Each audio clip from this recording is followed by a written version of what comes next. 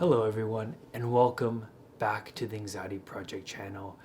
I'm really grateful that you're here. I'm excited about this video. There's so much to unpack because around December, 6 years ago, is when I decided to start again and rid myself of pornography and to not masturbate anymore.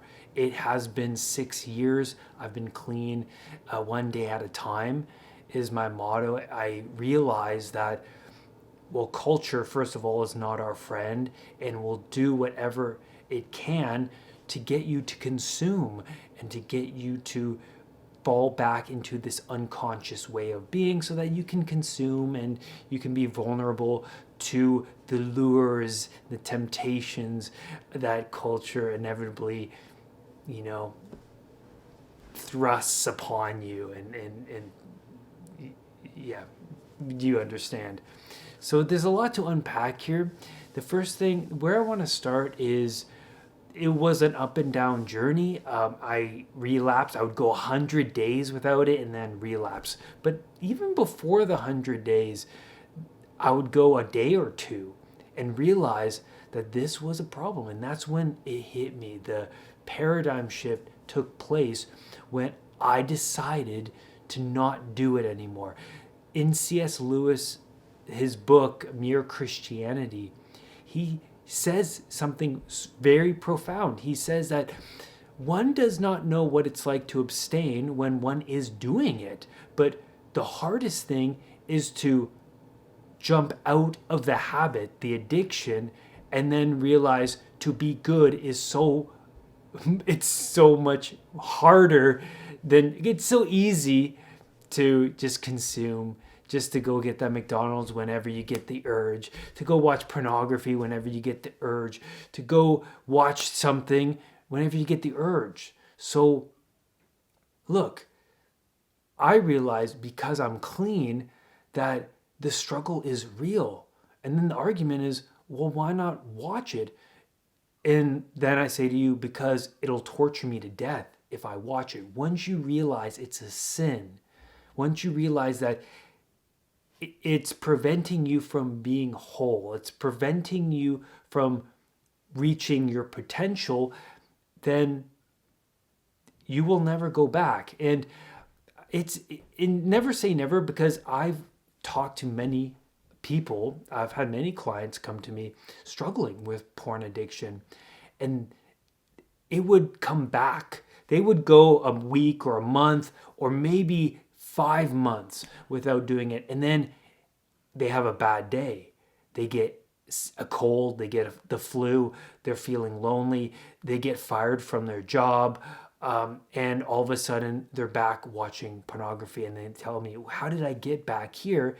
And what I've noticed, not just with me, but talking to other people, it's that it's dormant, that you have to work every day to maintain faith and an understanding of this thing that possesses you. And it does possess you. One of the great stories that I look upon to help me understand the weak, vulnerable, and dependent identity is the Peter Pan story. And what's so great about this story is Tinkerbell is the fairy of porn, as Dr. Jordan Peterson pointed out, and this blew me away. It makes sense. Peter Pan is, well, the king of the Lost Boys, right? And it makes sense why he's king of the Lost Boys, because he looks towards Captain Hook, which is the only adult in his life, as unattractive. Well, I don't want to grow up to be like that guy. Look, he's tyrannical. He's afraid of that crocodile that's always chasing him, and he's an evil and narcissistic person. Of course I don't want to grow up to be like that, so I'm gonna stay young always. And what encapsulates the young hedonistic Peter Pan is, well, Tinkerbell. And she's provocative, definitely. She's fluttering around his imagination. She's not real.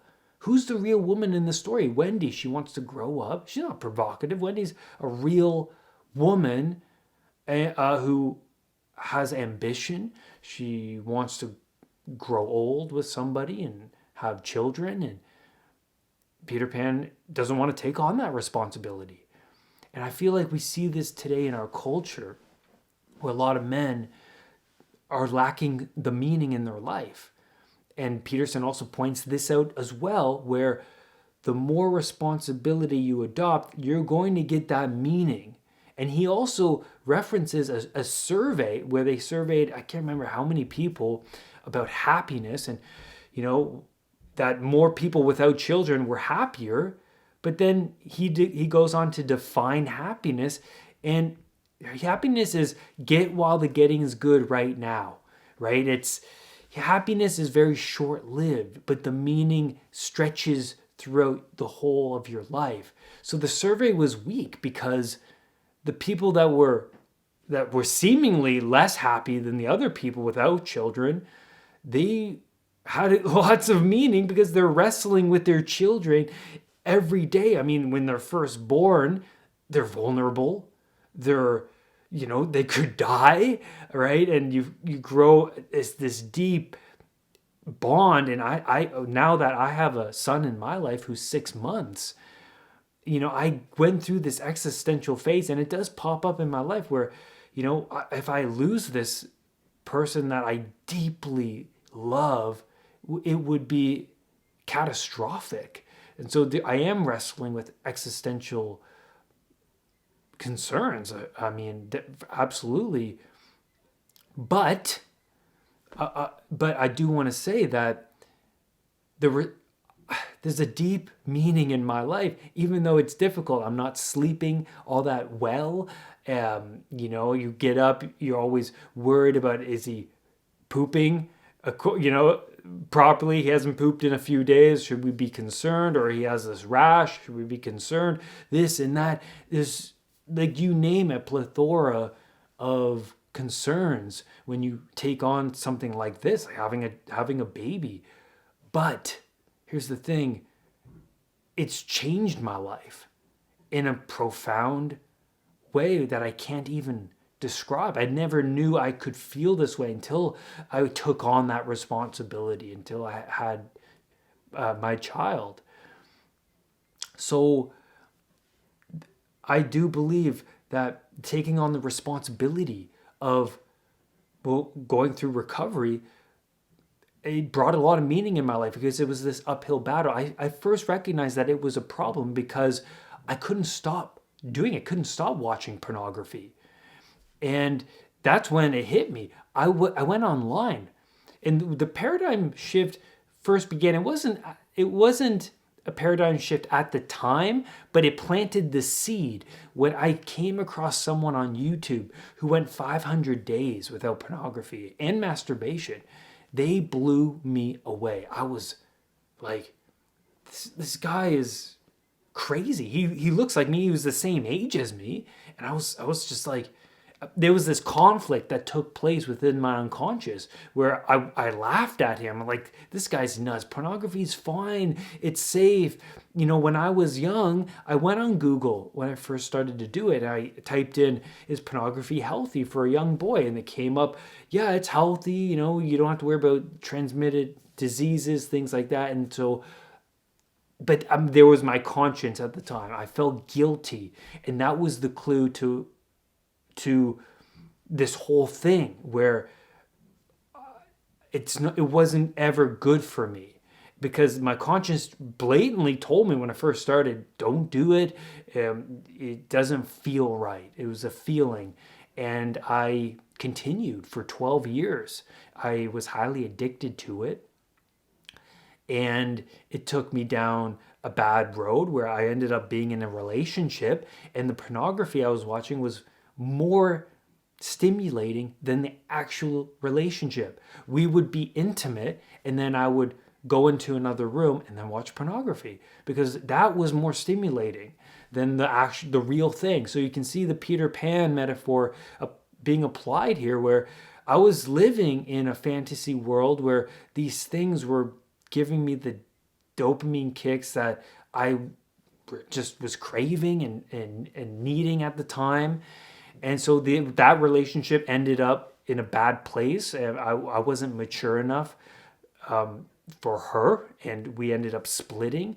We got into a lot of arguments. I just wanted to live a very, hedonic kind of carefree life, and that was my attitude in my 20s.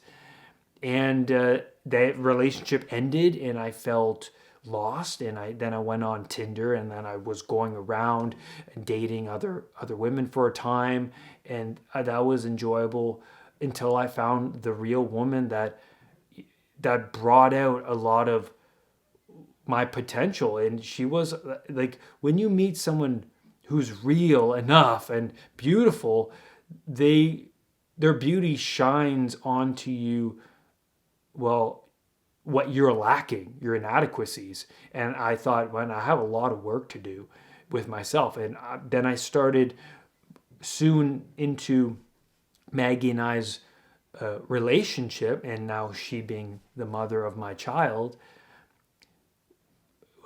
I started to get my life together, and I was going through anxiety recovery, and then that later fell into pornography recovery. Because, look, I did it for myself initially, right? The higher capital S self. I didn't want to be controlled by my impulses and these desires. I felt weak. I felt like this thing, whatever it is, whatever the benefits of NoFap and going porn free is, I needed to do it because it just felt right. It felt like I can't go on living this way. And so that journey started, and it was, I can't remember how long into it. I would go like a couple days and then relapse, and then it was a stumbling forward into what it is now, the 6 years that I am clean of it. And I do feel like pornography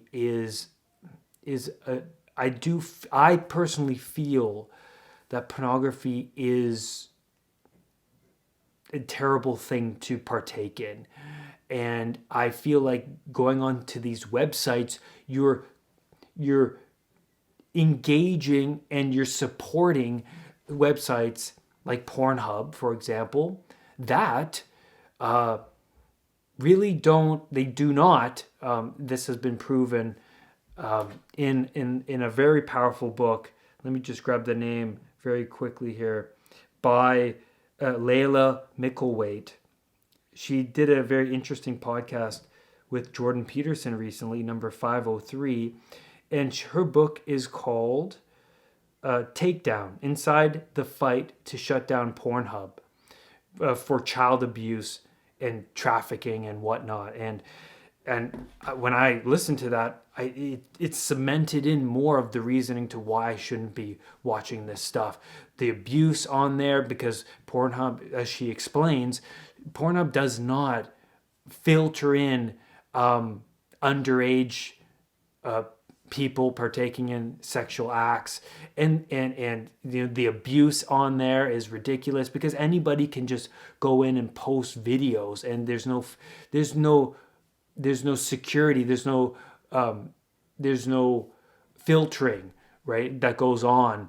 And so you're partaking in the sin of, well, this very, what would you say? It's a very holy act, right? It's a very intimate, sacred act to be engaged in that union between a man and a woman. It's very, very sacred.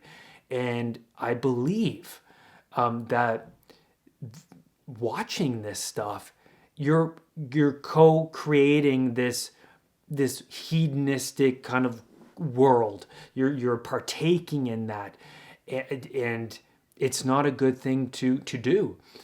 Also, one thing is, look to the story of Cain and Abel, because Cain, after killing his brother, he's shaking his fist at God, and he's crying out to God saying, well, my suffering is too great. I can't bear this suffering. what happened? Like, what's happening to me? And God said, look, there was this aroused predatory entity that came knocking. It came knocking at your door. Temptation. It came knocking, and you, being all vulnerable and without thinking, invited that thing in, and you started to entertain it without questioning it. And you later then, because that you entertaining that thing, you entertaining the fairy of porn, by doing that, you're putting that at the highest values, and whatever's at top value to you is what you are going to manifest, and you're going to walk into that direction. And for me, thinking about pornography all the time when I was addicted to it, and thinking about women and Tinder and all of these things, for me, what happened was it was at the forefront of my mind, and I was always thinking about it. I was always pursuing that, and it felt like it was water through my hands. I would get it, and afterwards, I would need it hours later, and I would need it the next day and the next day, and it felt like it was never ending. It felt like the pursuit was constant, and the suffering became worse, and then the meaning was less and less in my life, until I reached an anxiety disorder in my 20s that really, it was hard to get out, because I was stacked so much sin in my life that it was hard to sift through all of that to really come to some sort of stability. So Cain entertained this ideal, and what you hold as most valuable to you, you hold that as a god, right? And you worship that god. And so you're worshiping the fairy of porn? Maybe. I was. And that's why I wanted to make this video, because it's been 6 years, and I hope that it resonates with you.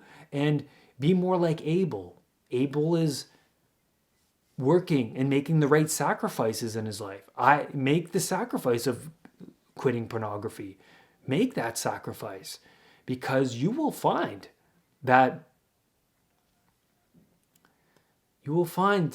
on the other side of that is wisdom.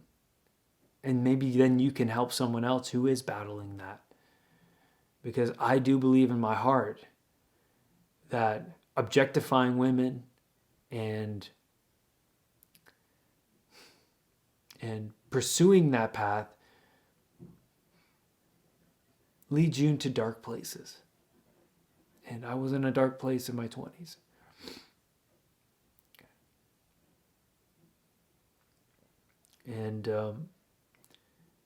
And watch out for culture.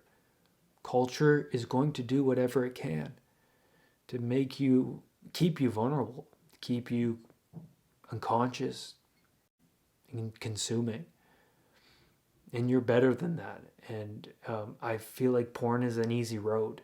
It's an easy road to just distract yourself. And it begins with pain, and it ends with pain. That's the addiction. I think that's a great place to end the video. So I hope you guys find this video useful. Be strong. And if you haven't even started the journey yet, great. You're here watching this video. That's amazing. And you deserve better than that. I really do believe that. And with the amount of guys I've talked to, I believe that to be true. You deserve better than that. And that's where I'm going to leave you. Thank you, everyone. Rise above pornography. Rise above your addictions, whatever they are. We're all human. We all have them. I'll see you on the next video.